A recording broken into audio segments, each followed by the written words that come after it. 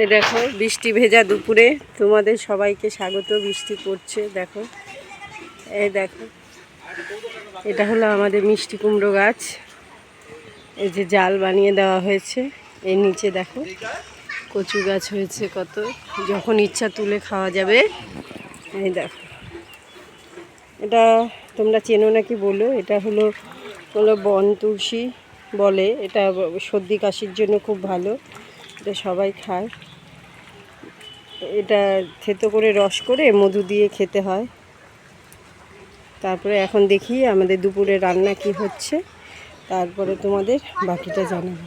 এই দেখো গাছ থেকে পেয়ারাগুলো এক্ষুনি পেরে আনবে। বলছিলাম না কাঠবিড়ালি খেয়ে না, এই দেখো কাঠবিড়ালি খেয়ে নিয়েছে।